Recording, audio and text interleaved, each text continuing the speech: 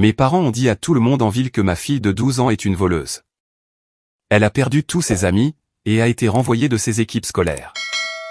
Elle doit apprendre le respect, a dit ma mère. Alors, j'ai passé un seul coup de fil à l'ancien avocat de mon grand-père, et leurs vies ont commencé à s'effondrer. Je n'étais parti que pendant une semaine. À quel point cela pouvait-il être grave?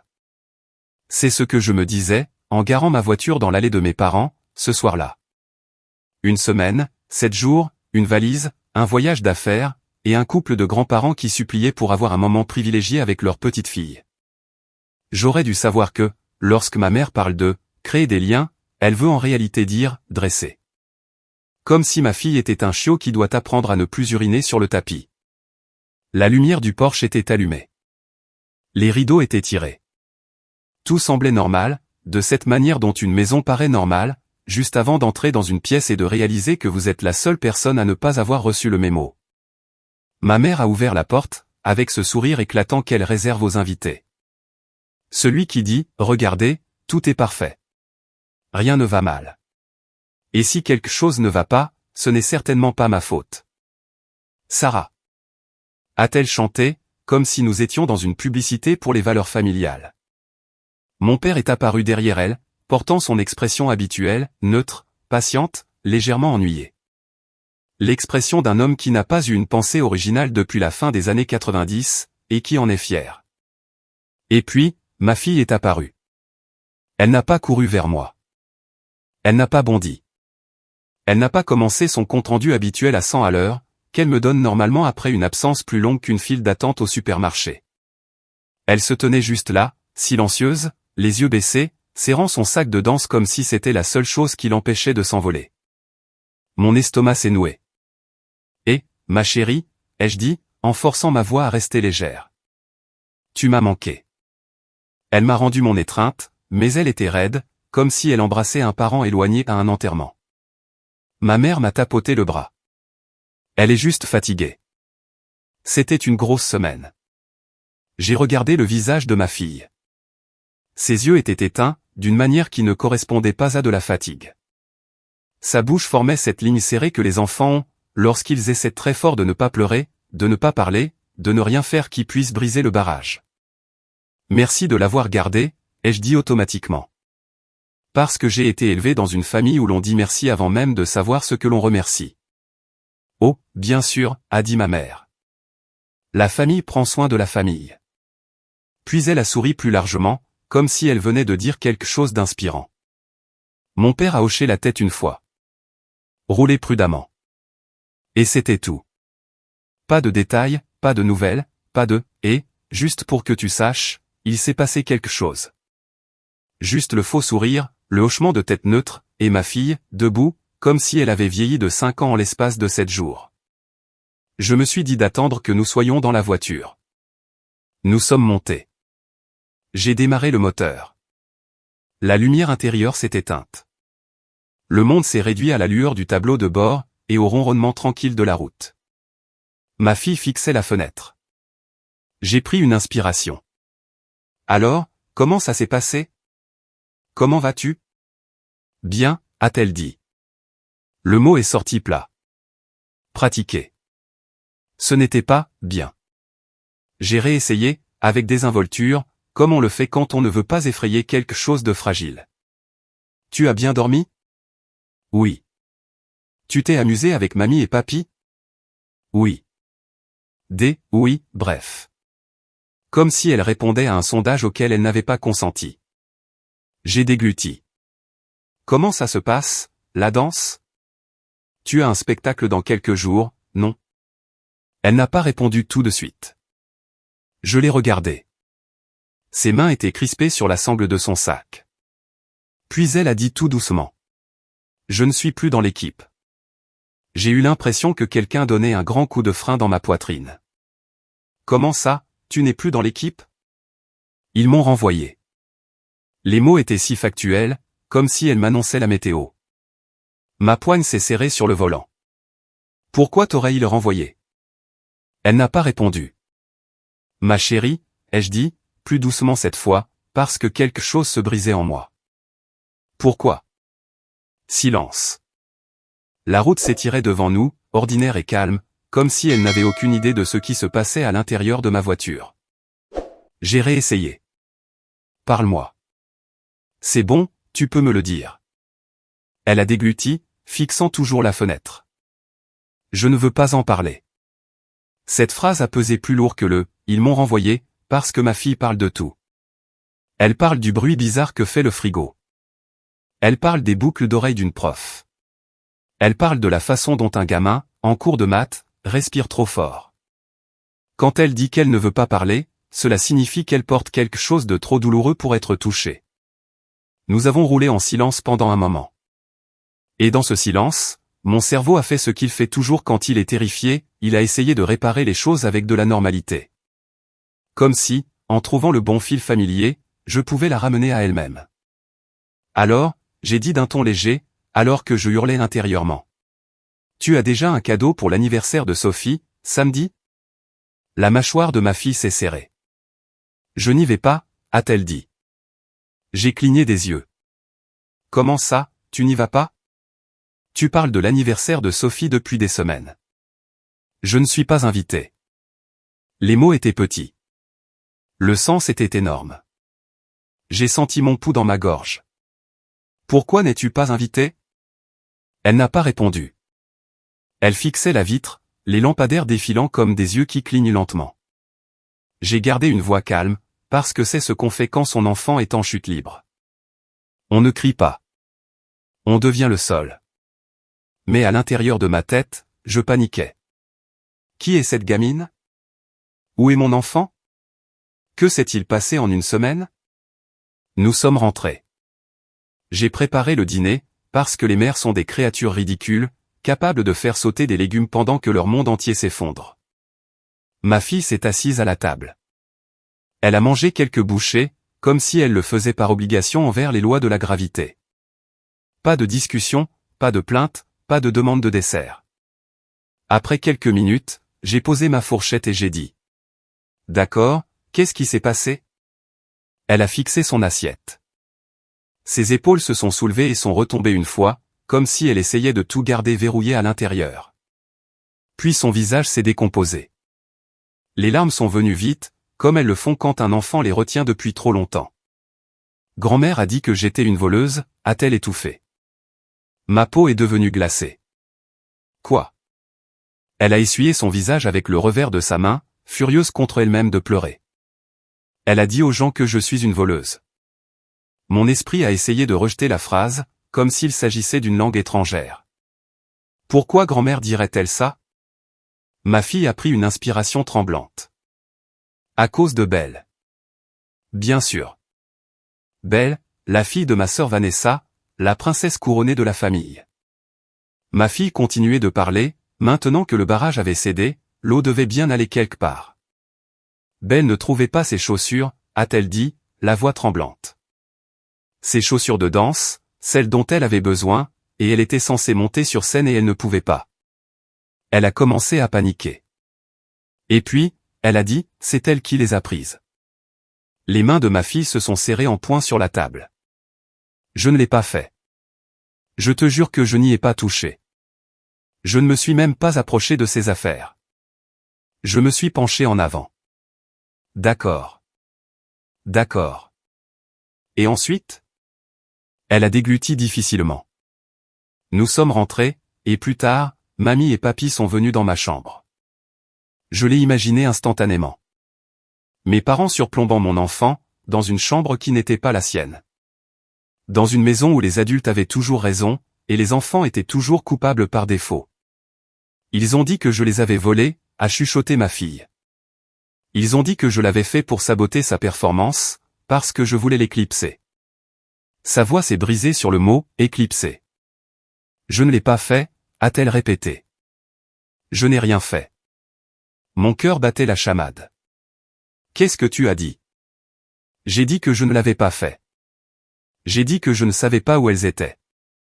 Je pensais. Je pensais que j'allais juste être puni.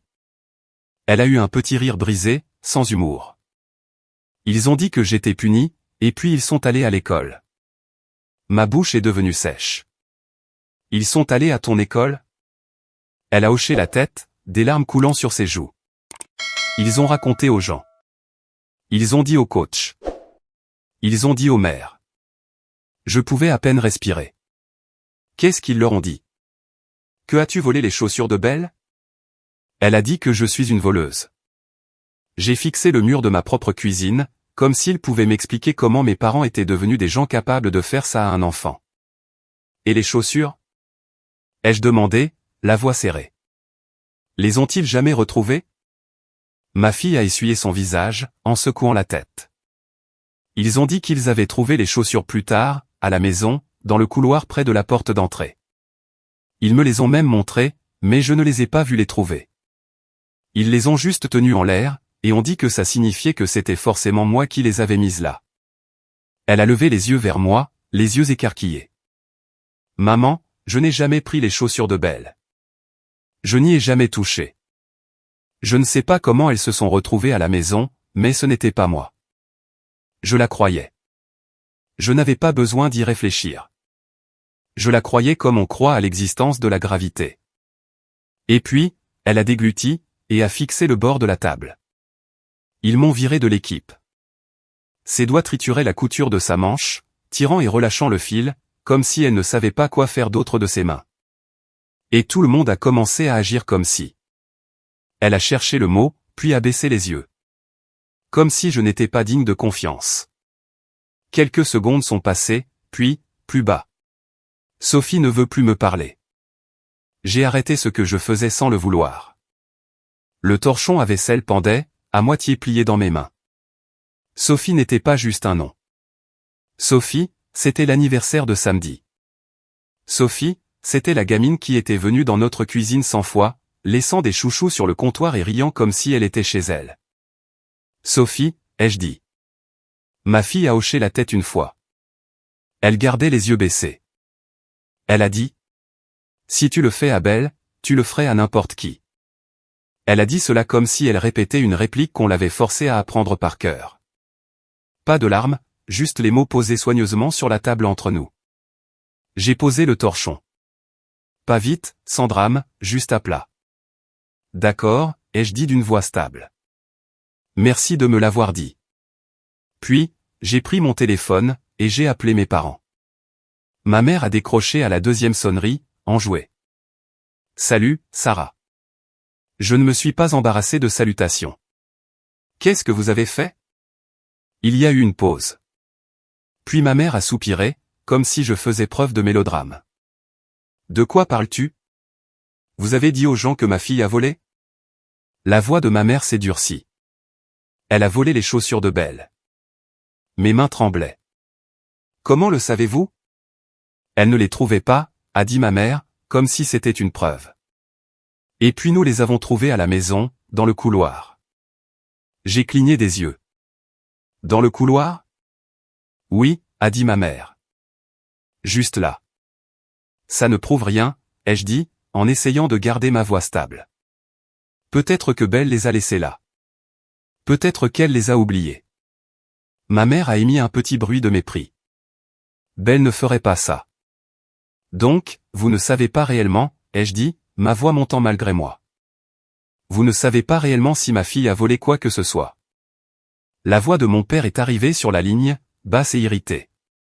On le sait. Non, ai-je répondu, vous avez supposé, et vous avez détruit sa vie sur une supposition. Le ton de ma mère a changé. Pas défensif, pas coupable, mais plein de droiture. Sarah, a-t-elle dit, comme si elle expliquait quelque chose de simple à un enfant lent. Même si elle n'a pas volé, elle a quand même besoin d'apprendre le respect. Je suis resté immobile. Qu'est-ce que tu as dit? Elle doit apprendre le respect, a répété ma mère, aussi calme que jamais. De l'autre côté de la table, ma fille avait arrêté de manger. Ses mains étaient glissées sous ses cuisses, comme si elle ne leur faisait pas confiance. Vous avez appelé son école, ai-je dit. Nous leur avons dit ce qui s'était passé, a répondu ma mère. Ils devaient savoir. Vous ne saviez pas, ai-je répliqué. Vous avez supposé. La voix de mon père a tranché, à plat. On a géré ça. J'ai dégluti. Avez-vous seulement pris la peine de lui demander ce qui s'était passé avant de commencer à raconter ça à tout le monde? Une brève pause. Puis ma mère a dit, plus sèchement. On n'est pas dans un tribunal, Sarah. Non, ai-je dit, c'est sa vie. Ma mère n'a pas faibli. Même si elle ne les a pas prises, elle avait quand même besoin de conséquences. J'ai mis fin à l'appel. La cuisine est devenue silencieuse. Ma fille m'a regardé comme si elle attendait de voir quel genre de monde cela allait devenir. J'ai posé le téléphone et j'ai hoché la tête une fois. Ils avaient transformé une semaine en une arme, et j'en avais fini de les laisser s'en servir. Ils ne le savaient pas encore, mais bientôt, j'allais passer un coup de fil. Et ce coup de fil allait tout changer. L'obsession pour le respect n'a pas commencé avec une paire de chaussures disparues. Cela n'a pas commencé avec ma fille. Cela a commencé avec moi. Je n'ai pas compris cela pendant longtemps. Ou peut-être que si, mais je ne voulais pas l'admettre. Quand on grandit dans une famille comme la mienne, on apprend à se faire tout petit, d'une manière qu'on ne remarque même pas. Ma sœur Vanessa était toujours la préférée. Je n'aurais pas pu vous dire pourquoi si vous me l'aviez demandé à 8 ans. Je le savais, tout simplement, comme on sait de quel côté du pain se trouve le beurre. Il y a un moment dont je me souviens encore, comme s'il était resté coincé sous ma peau. Nous étions à table. J'avais peut-être 11 ans. Mon père a demandé quelque chose de simple, comme comment ça se passait à l'école. J'ai répondu, pas fort, pas impoliment, j'ai juste répondu. Mon père m'a coupé au milieu de ma phrase, n'interromps pas. Je me suis figé, confuse. On m'avait posé une question. J'y répondais. Quelques minutes plus tard, Vanessa a interrompu ma mère pour raconter une histoire. Ma mère a ri, elle est tellement pleine d'assurance. Je me souviens être resté assise là, les mains sur mes genoux, fixant mon assiette, réalisant que les règles changeaient selon la fille qui parlait. Ce schéma nous a suivis à l'âge adulte. Vanessa était célébrée, moi j'étais encadré. Vanessa était excusée, moi j'étais corrigé. Et quand j'ai divorcé, j'ai eu besoin d'aide. Pas parce que je voulais m'accrocher à la famille, mais parce que la vie est chère, que la garde d'enfants est une réalité, et que parfois, on essaie juste de survivre sans s'effondrer sur le sol de la cuisine. Mes parents ont offert leur soutien. Ils l'ont offert bruyamment, publiquement, comme s'ils étaient des saints. Et parce que je voulais que ma fille ait une famille, j'ai accepté. Puis ma fille a grandi, et le schéma s'est déplacé vers les petits-enfants. La fille de Vanessa, Belle, est devenue le nouveau centre de gravité. On pouvait le sentir à la façon dont la voix de ma mère s'adoucissait quand elle prononçait son nom. À la façon dont mon père arrivait en avance pour les événements de Belle, et en retard pour les miens.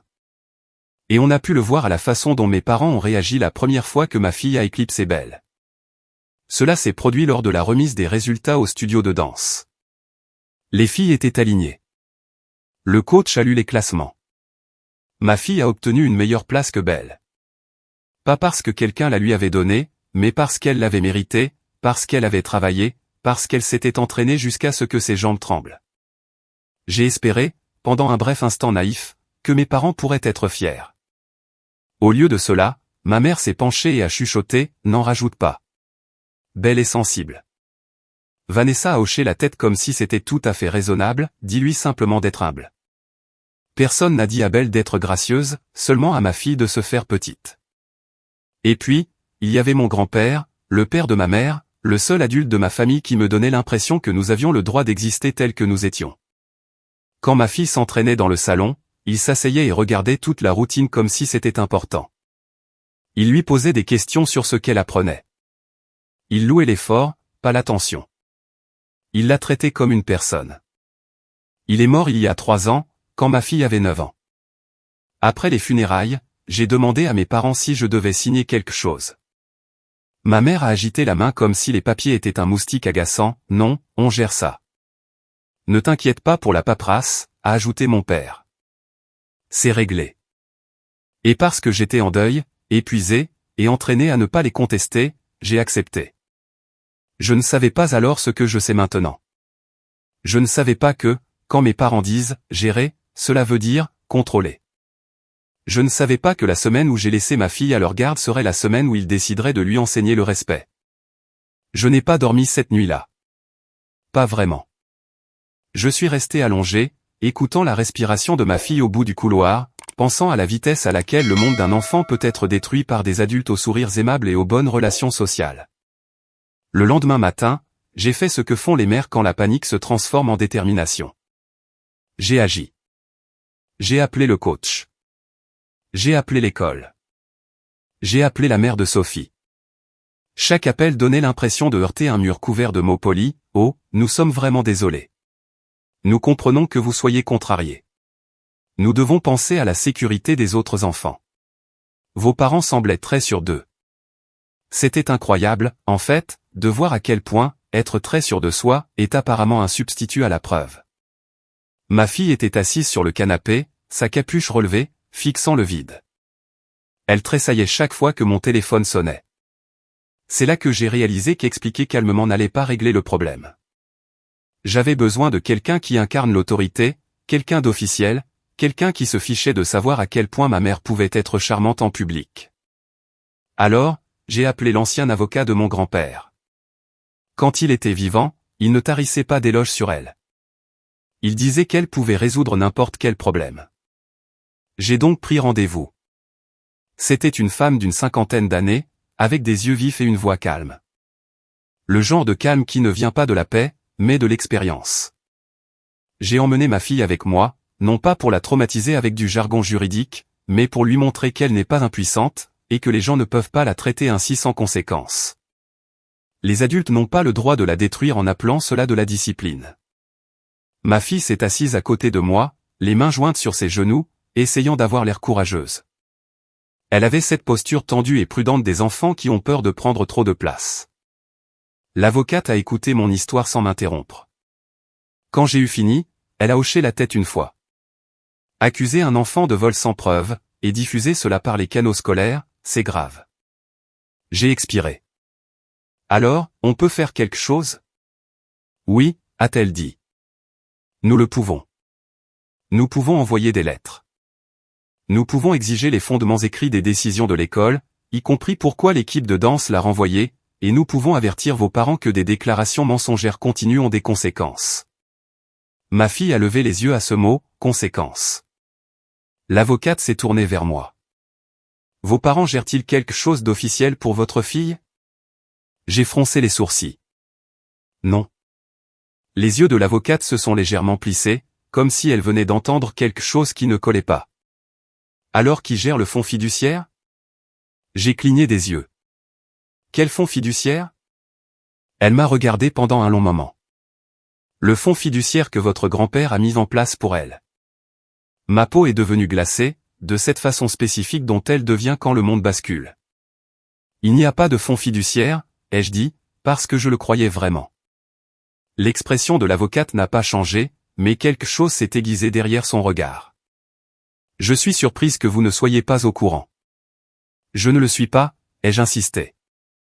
Mes parents m'ont dit que tout était réglé. L'avocate s'est adossée légèrement, pensive. Votre grand-père était très méticuleux en matière de planification. Ma bouche est devenue sèche. Vous en êtes sûr? J'en suis assez sûr pour enquêter, a-t-elle dit. Mais je veux être clair. Il est possible que vos parents soient les administrateurs, ce qui signifie que nous devrons passer par eux pour demander les documents et la comptabilité. J'ai senti quelque chose changer en moi, comme une porte s'ouvrant sur un couloir dont j'ignorais l'existence. L'avocate a continué, pragmatique. Nous allons envoyer deux choses, une demande formelle pour les documents du fonds et la comptabilité, et une lettre exigeant qu'il cesse de répandre des accusations de vol sans preuve.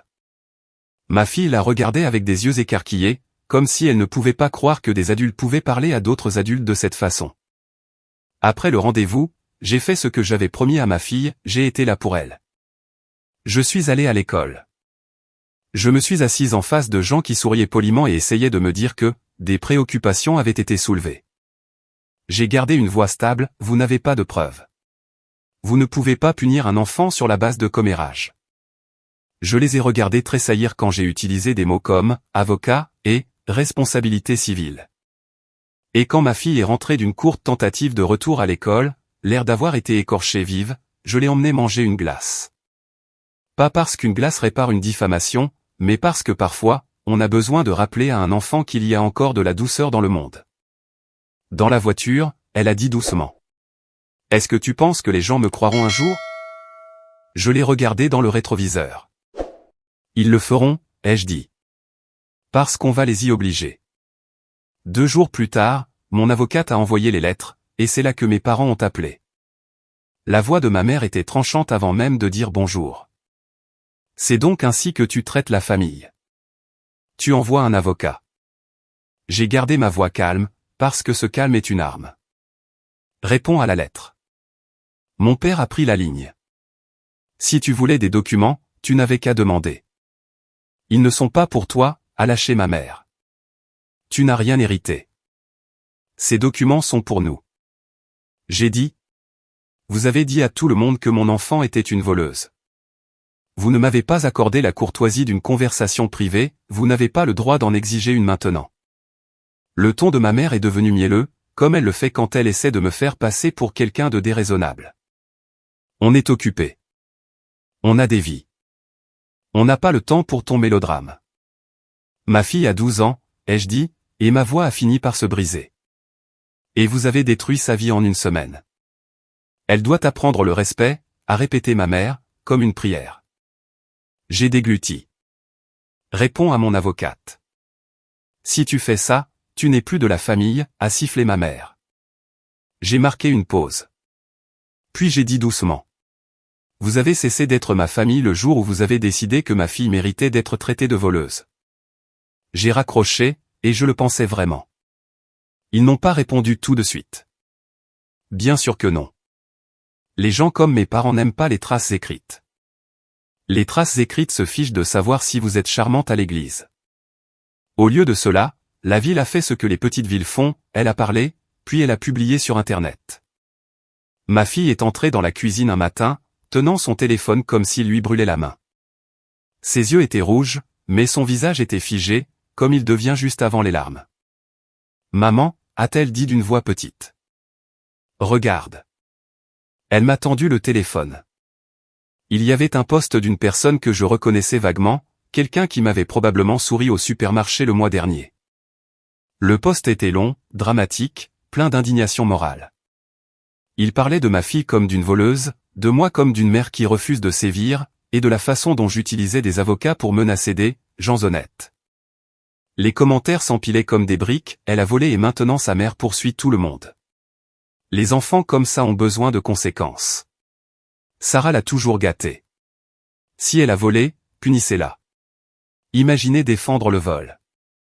Elle apprend à sa fille à commettre des crimes et à jouer les victimes. Mes mains sont devenues froides. Ma fille a chuchoté, il pense que c'est vrai. J'ai dégluti, je sais. Elle a balayé l'écran et m'a montré une autre page, une discussion de groupe. Des gamins de l'école. Son nom dans le chat comme s'il s'agissait d'une blague. Voleuse, menteuse, tarée. Quelqu'un avait écrit, ne la laissez pas s'approcher de vos affaires. Quelqu'un d'autre, sa mère est folle. Elle fait des procès. La respiration de ma fille s'est saccadée. Je n'ai rien fait, a-t-elle dit, comme si elle essayait de convaincre l'air ambiant. Je sais, ai-je répondu. Et puis j'ai fait la seule chose que je pouvais faire à ce moment-là. Je l'ai prise dans mes bras, je l'ai serrée fort, et je l'ai laissée pleurer contre ma chemise pendant que je fixais le téléphone, sentant quelque chose se durcir en moi. Ils essayaient de la briser à nouveau, cette fois avec une foule pour témoins. Ma fille n'est pas allée à l'école ce jour-là, ni le lendemain. Elle répétait, ma vie est foutue. Comme si 12 ans était un âge assez avancé pour ressentir la finalité d'une mort sociale, mais trop jeune pour savoir que ce n'est pas permanent. J'ai fait 4 captures d'écran. J'ai documenté chaque post, chaque commentaire, chaque appel. J'ai tout envoyé à l'avocate. Elle a répondu simplement, nous allons ajouter cela. Ne répondez pas publiquement. Nous allons procéder. Un message privé de Belle est apparu, on peut parler? Tu es à l'école? Ma fille l'a fixé comme s'il allait changer si elle attendait assez longtemps. Son pouce survolait l'écran sans rien toucher. Elle n'écrivait pas. Elle n'a même pas cligné des yeux pendant une seconde. Les points de saisie sont apparus, ont disparu, puis sont réapparus. Un autre message a suivi, on peut se voir, quand même, seul? Les épaules de ma fille se sont soulevées comme si elle s'attendait à recevoir un coup. Elle a laissé échapper un long soupir par le nez, le genre de soupir que font les enfants quand ils essaient de ne pas pleurer devant un adulte. Elle a fini par me regarder, les yeux vitreux et éteints à la fois. « Qu'est-ce que je fais ?» a-t-elle demandé, presque inaudible. « Nous ne faisons rien, seul, ai-je dit. Si elle veut parler, ce sera là où je peux vous voir. » Elle a hoché la tête une fois, d'un geste raide. J'ai appelé l'école et je leur ai dit que nous passions chercher ses devoirs puisqu'elle était à la maison. À l'accueil, ma fille gardait sa capuche relevée et ses mains cachées dans ses manches. Le sourire de la réceptionniste n'atteignait pas ses yeux. Et puis, Belle est apparue près du couloir, comme si elle nous attendait. Elle a vu ma fille et s'est arrêtée. Son visage a vacillé, pâle, puis rouge, comme si elle ne savait pas si elle devait s'enfuir ou parler. « On peut parler ?» a demandé Belle, tout bas. Ma fille a hoché la tête. Les yeux de Belle ont glissé vers moi. Seul. « Vous pouvez parler là où je peux vous voir, ai-je dit. » Belle a hésité, puis a hoché la tête. Elles ont fait quelques pas dans le couloir et se sont arrêtées près des portes vitrées, toujours dans mon champ de vision, mais hors de portée de voix. Au moment où elles commençaient à marcher, ma fille a glissé son téléphone dans sa poche. Sur le coup, j'ai pensé que c'était juste un tic de nervosité. Elles ont parlé pendant 1 minute, peut-être 2. Belle n'arrêtait pas de tordre la sangle de son sac. Ma fille bougeait à peine, comme si elle ne se faisait pas confiance pour faire un geste qui pourrait être mal interprété. Puis ma fille s'est retournée et est revenue vers moi. Ses yeux étaient grands et brillants. Son visage semblait avoir perdu toute couleur. Elle a avoué, a-t-elle dit calmement. J'ai gardé ma voix égale. Avoué quoi? Ma fille a dégluti difficilement. J'ai enregistré. Tu l'as fait? Elle a hoché la tête rapidement. Avant de m'approcher, j'ai lancé l'enregistrement, parce que personne ne me croit. Nous sommes rentrés. À la table de la cuisine, elle a posé le téléphone entre nous. Son doigt tremblait quand elle a appuyé sur lecture. La voix de Belle est apparue, tendue et rapide. Elle disait qu'elle ne trouvait pas ses chaussures. Elle disait qu'elle avait paniqué. Elle disait qu'elle avait accusé ma fille. Puis sa voix a baissé. Et puis je les ai trouvées plus tard, a dit Belle. Elles étaient avec mes affaires, à la maison. Je crois que j'ai oublié. Une pause. On entendait des respirations. Belle essayait de ne pas pleurer. Je voulais le dire aux gens, disait-elle. Mais grand-mère m'a dit de ne pas le faire. La tête de ma fille s'est redressée d'un coup, comme si son corps réagissait avant son esprit. Belle continuait, la voix plus petite maintenant. Elle a dit que c'était déjà fait. Elle a dit que ça t'apprendrait le respect, et que je ne devrais le dire à personne, mais maintenant tout le monde te déteste. Je ne voulais pas que tout ça arrive. L'enregistrement s'est arrêté. Ma fille fixait le téléphone comme si c'était à la fois une preuve et une trahison. Elle a chuchoté. Donc, il savait. J'ai tendu la main sur la table et j'ai couvert la sienne. Ses doigts étaient glacés. Oui, ai-je dit. Elle n'est pas allée à l'école le jour suivant non plus. Je ne l'ai pas forcée. Je ne pouvais pas. Quelques jours plus tard, l'avocate a appelé. Sarah, a-t-elle dit d'une voix sérieuse. Nous avons reçu les documents. Mes parents avaient enfin répondu. Après quelques délais, a-t-elle précisé. Oui. Elle n'a pas commencé par les sentiments. Elle a commencé par les faits. Il y a bien un fonds fiduciaire, a-t-elle dit. Doté d'environ 43 000 $ au décès de votre grand-père. Avec des distributions annuelles pour l'éducation et les activités, un montant plus important à 16 ans, et le reste à 18 ans. J'ai dégluti. Ma fille n'a jamais rien reçu. Non, a-t-elle dit. Elle n'a rien reçu. Et vos parents, en tant qu'administrateurs, ont retiré de l'argent sous forme d'avance ou de prêt. Environ 18 000 $ au cours des dernières années. Un silence. Rien n'a été remboursé. Pourquoi ferait-il ça? Ai-je demandé, d'une voix ténue. À l'autre bout du fil, l'avocate n'a pas répondu tout de suite. On entendait des bruits de papier. Un stylo a tapoté une fois, puis s'est arrêté. Il y a une chose de plus, a-t-elle dit. Dans le fond, il y a une clause. Une clause? Une disposition pour mauvaise conduite, a-t-elle précisé. Une clause de moralité. Je suis restée silencieuse. Derrière moi, la cuillère de ma fille cliquetait doucement contre son bol, un geste lent et absent. Cela permet aux administrateurs de suspendre ou de réduire les distributions, si le bénéficiaire est reconnu coupable de vol ou d'une autre infraction grave, a expliqué l'avocate. Ou s'il y a une constatation formelle de conduite malhonnête, ou si les administrateurs décident qu'une distribution serait risquée ou inappropriée. Les mots s'alignaient soudain avec tout ce que ma mère avait dit sur le respect. Et tout à coup, cela ne ressemblait plus à de la discipline. Cela ressemblait à un plan. Alors ils ont essayé de la marquer comme une voleuse, ai-je dit. La voix de l'avocate restait prudente. Cette campagne de dénigrement seule ne suffirait probablement pas à déclencher la clause. Pas sans quelque chose d'officiel. Mais cela pourrait être le début, ai-je dit. Oui, a-t-elle répondu. Un schéma, quelque chose qui rend une accusation ultérieure plus facile à faire entrer dans un dossier officiel. Je me suis laissé tomber sur une chaise. Ma fille a levé les yeux de la table, ne demandant pas ce qui avait été dit, regardant simplement mon visage comme si elle pouvait y lire la réponse. Si jamais cela devenait officiel, ai-je demandé. Que advient-il de l'argent? Il ne disparaît pas, a dit l'avocate. Il suit les règles du fonds. Vers des bénéficiaires alternatifs. Ma bouche est devenue sèche. Qui? Potentiellement vos parents, a-t-elle dit. Ou une autre branche désignée de la famille. Je me suis tourné vers ma fille, les épaules voûtées, les mains serrées autour de sa cuillère comme si c'était la seule chose stable qui restait. 12 ans, et elle apprenait déjà à quelle vitesse les adultes peuvent décider de qui vous êtes. Envoyez-moi tout, ai-je dit dans le téléphone. Je le ferai, a répondu l'avocate. Et n'entrez pas en contact direct avec eux. Gardez chaque message, chaque post, chaque appel. J'ai raccroché et je suis resté là une seconde, le téléphone toujours en main.